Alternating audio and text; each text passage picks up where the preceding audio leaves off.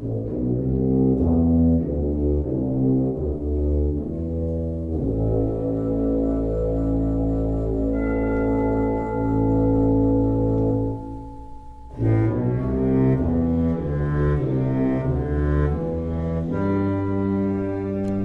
to Mysterious Goings On. I am your host, J. Alexander Greenwood. You can call me Alex. You can call me Al.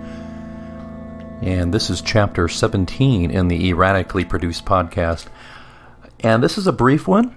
A couple of things going on. I wanted to kind of fill in our loyal listeners, both of you, on what's going on with the show and with me. If you're new to the show, this show is about genre writing, and especially in the indie space. Indie being a word that many of us writers use for we don't sell a lot of books. But that's actually, that sounds mean. I didn't mean it like that. Independent authors are just folks who go their own way. There's several strata of indie authors out there. There's everybody from the person who slaps something together in one day with a horrible cover and puts it on Amazon, all the way up to folks like myself who hire editors and professional editors, that is, and professional cover artists, etc. And if the definition of being a professional at anything is to do it for more than 10,000 hours, then I guess you could say I'm a professional writer.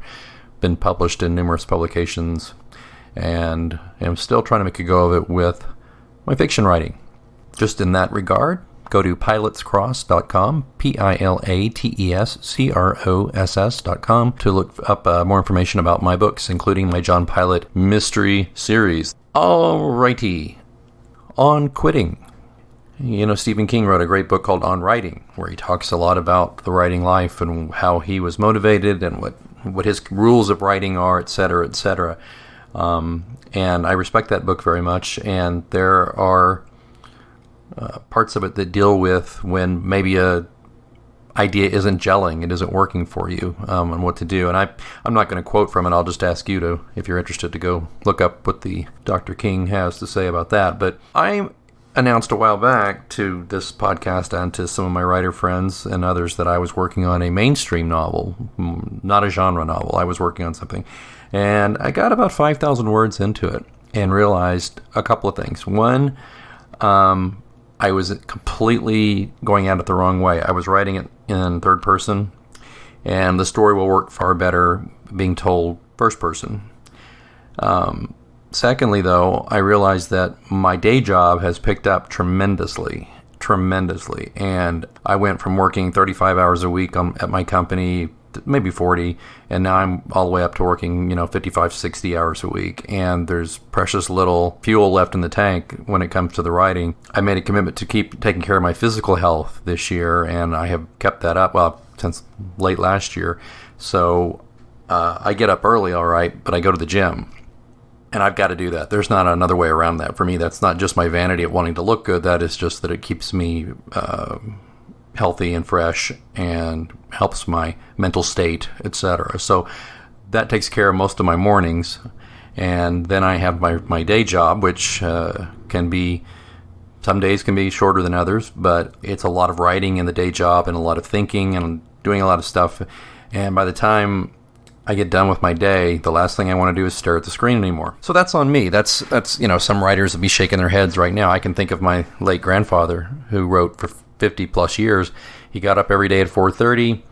He set a kitchen timer for an hour, and he wrote until the bell went off. Then he got his gym bag. He went and played racquetball, got a shower, dressed, and went to work as a historian at an Air Force base. And he did that for decades.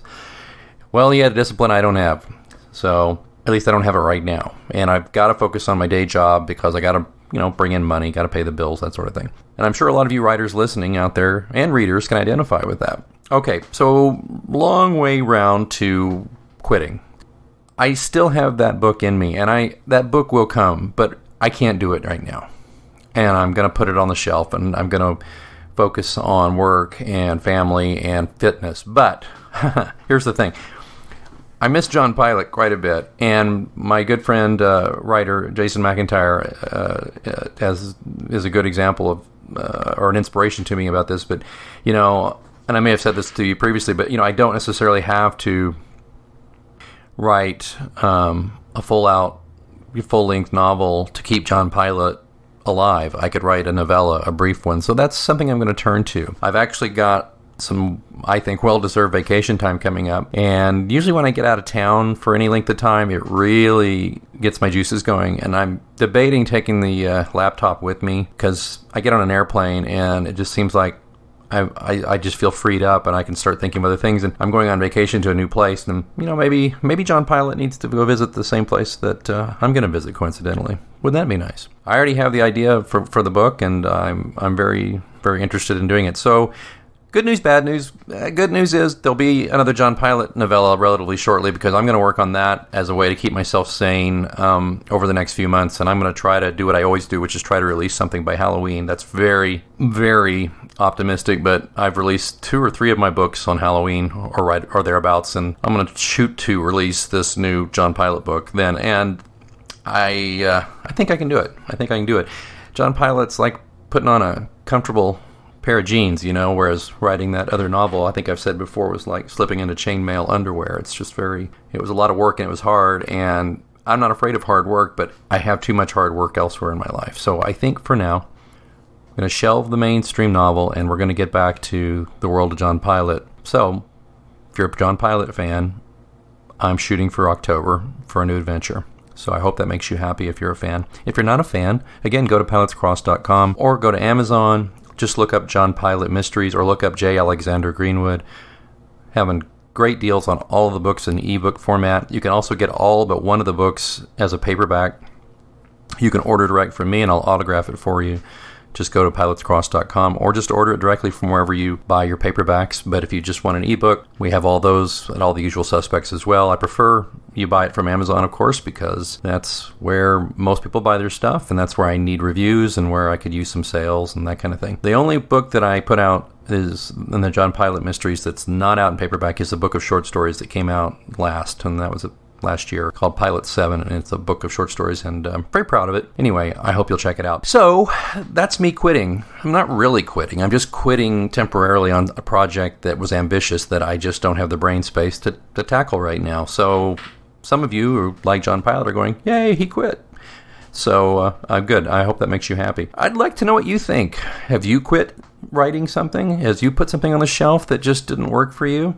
Is there a book that you quit? I'd love to know that. But I'd like to know if in the comments if you have started a book and maybe shelved it, and let me know what happened with that. If you're a writer and you want to be on the show, get a hold of me through the Pilots Cross website. Just go to the website there and contact me through that, or find me on the Twitter at @A_Greenwood, or you can email me, alex@alexgpr.com. There you go. I haven't been putting out my email address on the podcast much, but if you want to email me directly, if you're a writer and you want to appear on the show, or if you're a reader and you think you have something to say to writers and you want to appear on the show, alex@alexgpr.com. All right. Well, that's me quitting, and I appreciate you listening. It's time for me to quit this chapter, and I've got to get through one more week of work, a lot of work, and then I get some time off, and that means John Pilot gets to breathe a little bit.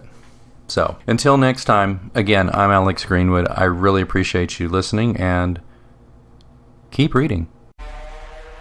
Saturday, November 23rd. They gave me 28 shock treatments and literally raped my soul.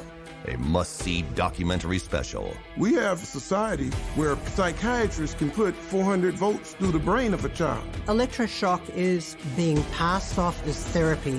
Therapy or torture. Saturday, November 23rd. Only on Scientology Network. DirecTV Channel 320 or online at Scientology.tv. Saturday, November 23rd. They gave me 28 shock treatments and literally raped my soul. A must-see documentary special. We have a society where psychiatrists can put 400 volts through the brain of a child. Electroshock is being passed off as therapy. Therapy or torture. Saturday, November 23rd. Only on Scientology Network. DirecTV Channel 320 or online at Scientology.tv.